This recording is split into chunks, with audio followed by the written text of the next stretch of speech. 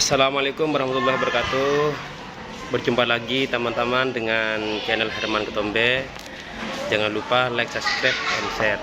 Teman-teman sekalian, kegiatan saya hari ini adalah mendapat undangan dari BNN Kota Surabaya, Badan Narkotika Nasional, Badan Narkotika Nasional di Kota Surabaya, dalam rangka mengikuti pelatihan 4PGN, artinya pencegahan dan pemberantasan penyalahgunaan dan peredaran gelap narkoba.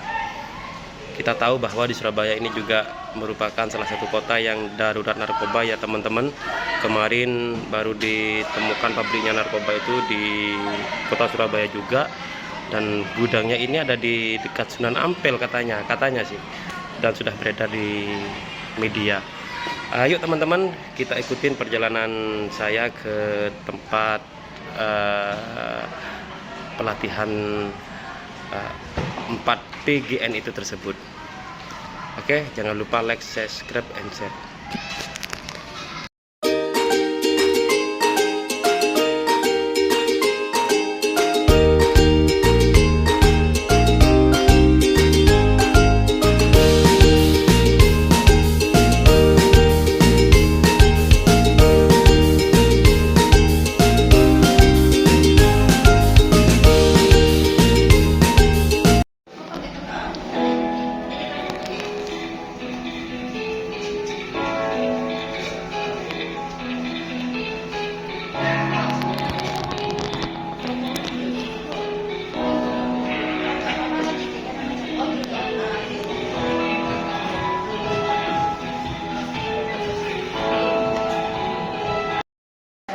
Kita sudah sampai guys dengan teman lama SMP 44 ya, SMP 44.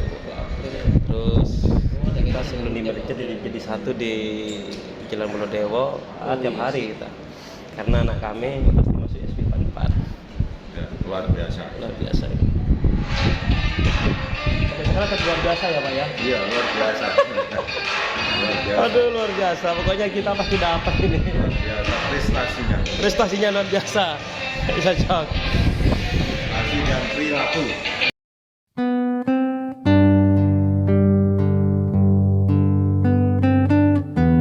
Waalaikumsalam warahmatullahi wabarakatuh. Selamat pagi, salam sejahtera untuk kita semua. Shalom, Om Swastiastu, Namo Buddhaya, Salam Kebajikan. Yang terhormat Kepala Badan Narkotika Nasional Kota Surabaya, Kombes Pol Heru Prasetyo S3 MU. Yang kami hormati para undangan kegiatan bimbingan teknis penggiat P4GN di lingkungan pendidikan yang berbahagia. Puji syukur kita panjatkan kepada Tuhan Yang Maha Esa, karena atas rahmat dan karunia-Nya kita masih diberikan kesempatan untuk bersilaturahmi dan berkegiatan bimbingan teknis penggiat P4GN di lingkungan pendidikan tahun 2024.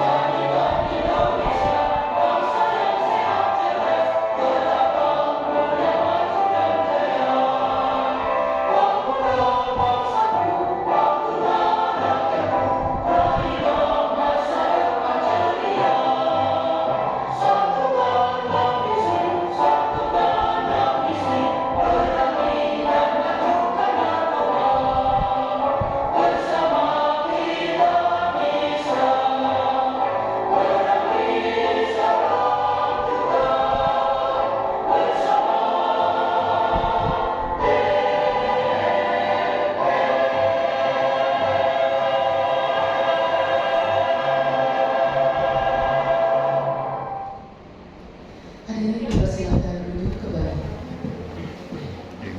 Dua apa?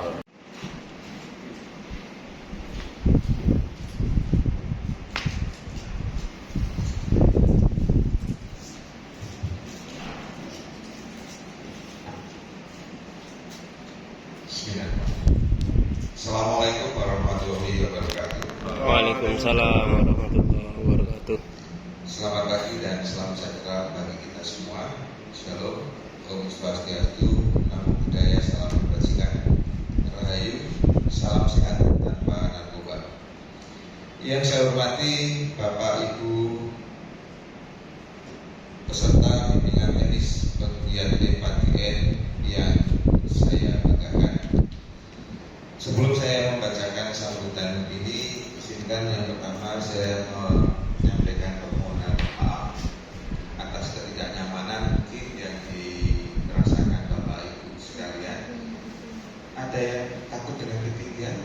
Tidak ada ya? Tidak ada. Karena kita di lantai sebelah nggak kelihatan. Kalau tirainya ini diangkat mungkin kita akan simpen orang Jawa bilang. Alhamdulillah tidak ada yang takut ketinggian. Bapak Ibu sekalian, mohon maaf sebelumnya yang seharusnya kita mulai jam 8 ketika ya.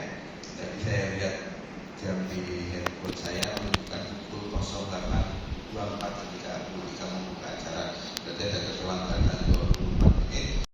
Jadi kalau tadi ada yang masih bertanya, saya diikutkan menjadi penggiat B4GN. B4GN itu kepanjangannya apa sih? Nah, ini sudah saya sebutkan. B4GN kepanjangannya adalah pencegahan dan pemberantasan penyalahgunaan dan peredaran gelap narkotika.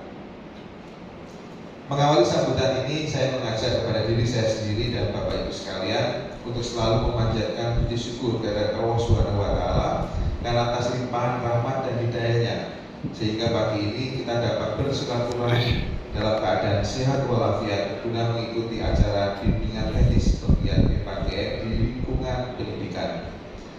Bapak Ibu hadirin yang saya hormati, saya berikan terima kasih atas apresiasi. Saya haturkan terima kasih dan apresiasi yang setinggi-tingginya atas kehadiran Bapak Ibu Saudara pada kegiatan bimbingan teknis pada pagi hari ini. Saya berharap BIMTEK ini dapat meningkatkan pengetahuan. Kita foto dulu sama kepala BNN.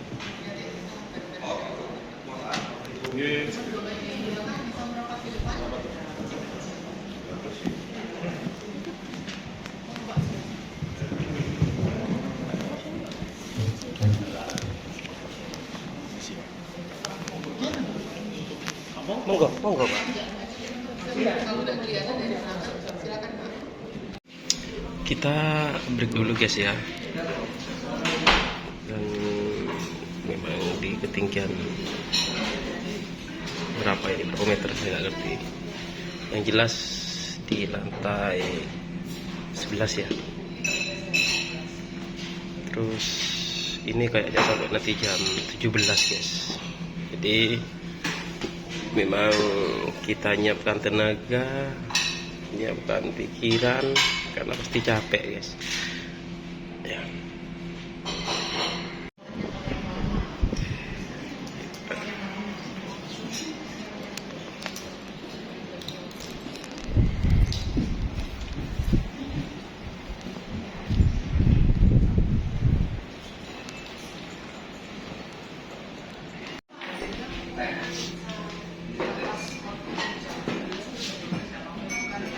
Dan merusak daya saing bangsa. Ini pernyataan beliau kurang lebih 1 tahun yang lalu.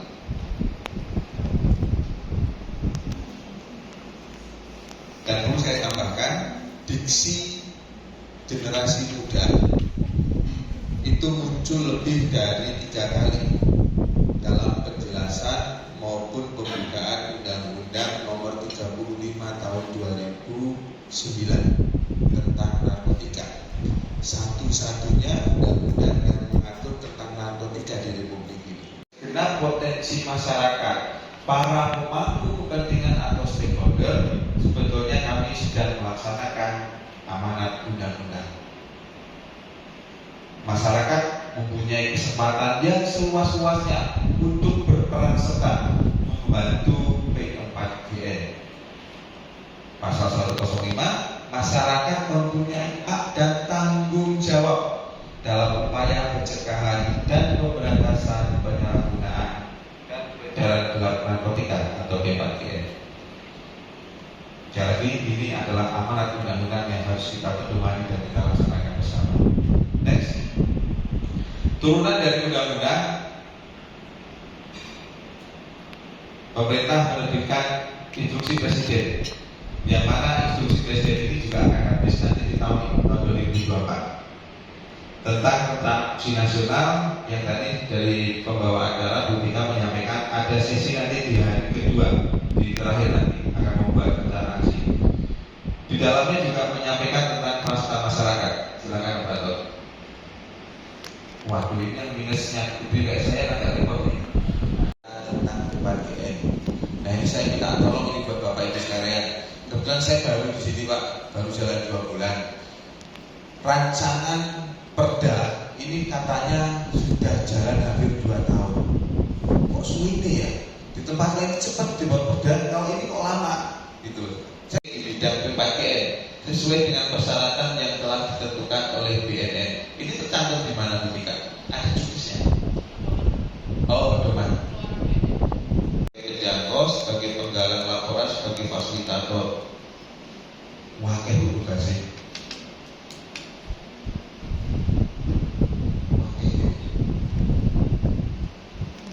Oke, next. Juga kepada anaknya. Itu ada sedikit kalimat yang bisa kita ambil untuk kita resapi bersama. Ada yang Seburuk-buruk orang tua tidak akan mau menjerumuskan anak ke hal yang sama, Pak. seburuk-buruknya orang tua Termasuk tidak narkoba. akan mau menjerumuskan anak ke hal yang sama. Iya. Ya, oke. Ada lagi? Karena kami materi ini sebagai suatu kebutuhan, bukan hanya menggugurkan kewajiban, tapi ini butuh kita menyelamatkan anak bangsa, butuh untuk mendapatkan generasi-generasi penerus yang memiliki di akun kami. Nanti ada jawabannya di situ, insya Allah. Tapi apabila masih belum jelas, saya silakan. Anytime, anywhere. Iya, harus berdiri. Mohon maaf, berdiri itu kan luar biasa. Mohon maaf sebelumnya Pak Heru, kami dari SMP Negeri 44 Surabaya, dan mungkin tetangga dari, saya lihat di sini undangan ada dari Tasbir, ada dari Toko, ini tetangga kita. Dan lokasi sekolah kami yaitu tepatnya di sebelah Jalan Kunti. Kalau bicara Jalan Kunti itu tidak hanya skop Surabaya, saya lihat itu malah nasional. Bahkan mungkin Asia. Kalian seperti itu, jadi tidak bisa jelaskan. Jadi untuk itu pada intinya nanti pertanyaan saya menggarisbawahi dari ibu-ibu dari 36 SMP Negeri 36 dan 55. Perlu kami sampaikan bahwa sekolah kami sekitar tahun, saya lihat dokumen saya tadi, Agustus 2018 itu sekolah kami kaget mendadak langsung didatangi BNN kota, disuruh memilih sampel 200 siswa. Dan otomatis kami sebagai pendidik, teman-teman kami ya otomatis dari 200 siswa ini ya milihnya otomatis ya anak-anak yang itu disampaikan ibu-ibu tadi ada yang terindikasi. Dan alhamdulillah Bapak, karena 200 di ruangan satu kemarin sana di belakangnya apa itu gedung Surya itu ya, di sana tempatnya Pak Eri itu terus 180.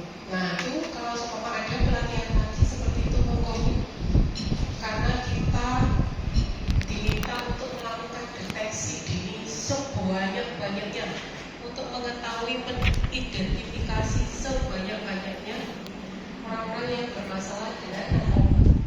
Dan sasarannya sekarang hasil dari Indonesia Drug Report yang dilakukan bersama oleh tim BNN tahun 2022-2023 ini ternyata yang tertinggi sasarannya adalah usia.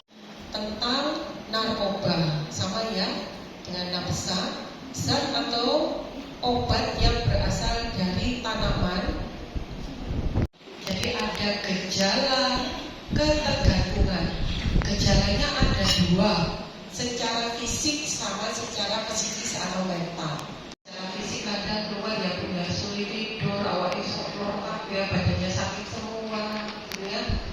Kadang keringat dingin. Pasien saya ini tadi baru aja Bu konsultasi.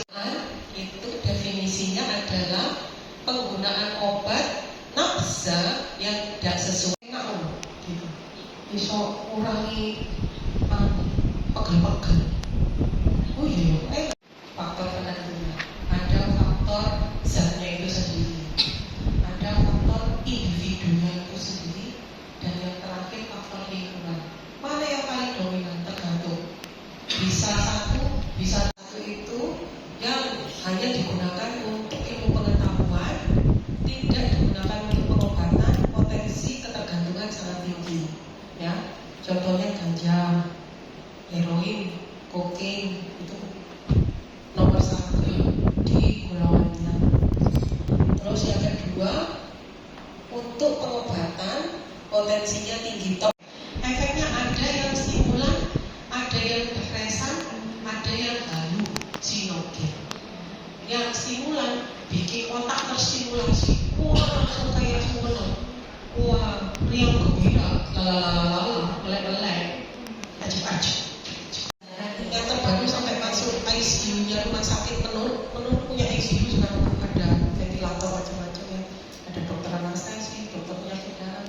Masuk saya dikonsuli, penurunan kesadaran dia bilang, baik saya kan antri itu Coca, jadi Coca-Cola. Tapi sekarang Coca-Cola udah isinya tak oke kok, pakai istilah aja.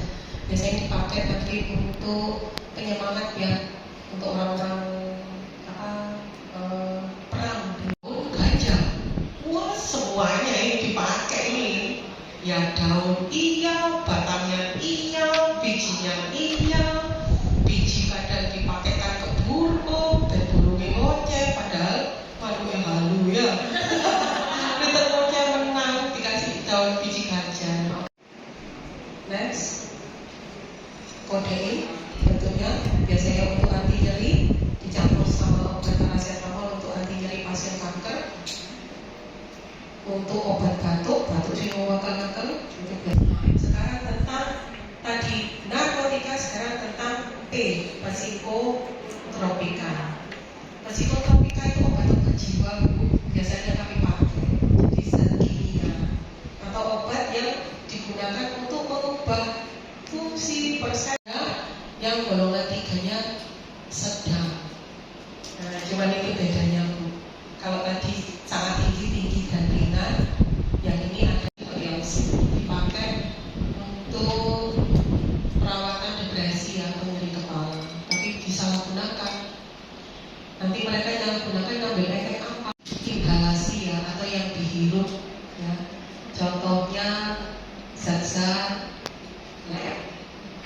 thinner, bensin, ya, cat kuku ini apa ini?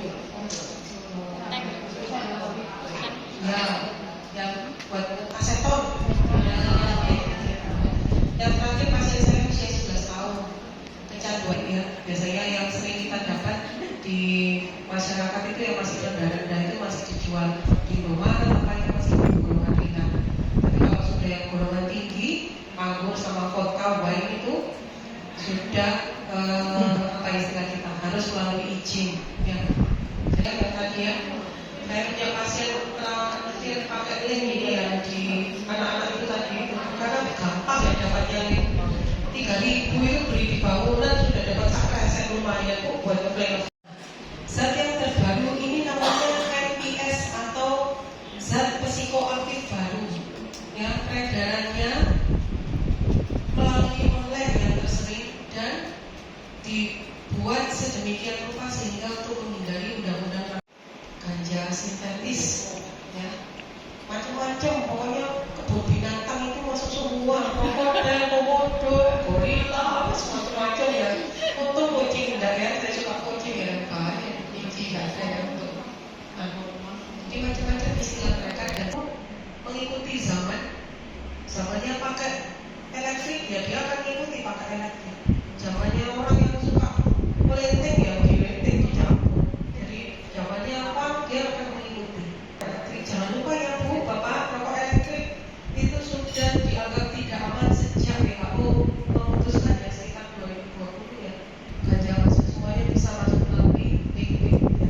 Dan peredarannya lumayan dari luar negeri ya Bu ya. Ini juga ya, nah ini gorila. Jadi kalau ibu menemukan zat-zat seperti ini, bentukan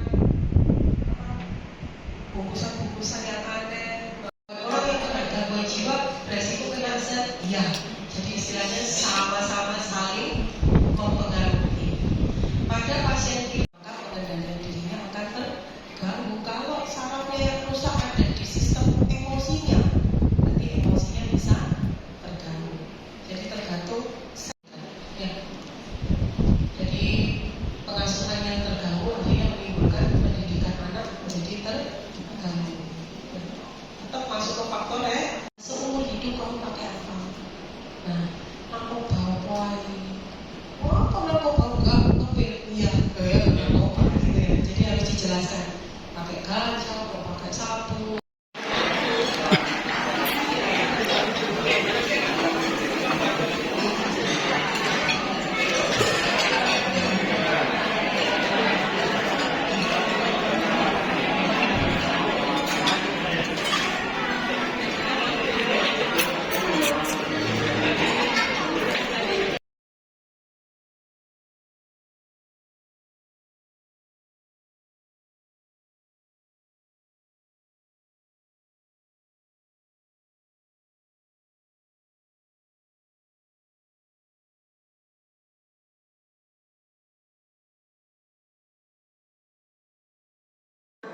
Hei bro, kami gabungan dari SDN Sitotopo 4 dan SMP Negeri 44 Surabaya. Yuk, kita ikuti tutorial kita dalam pencegahan narkoba.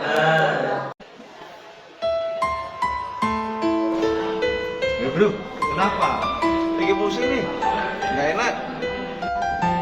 Bro, lebih baik kita pusing pikiran daripada pusing kena narkoba.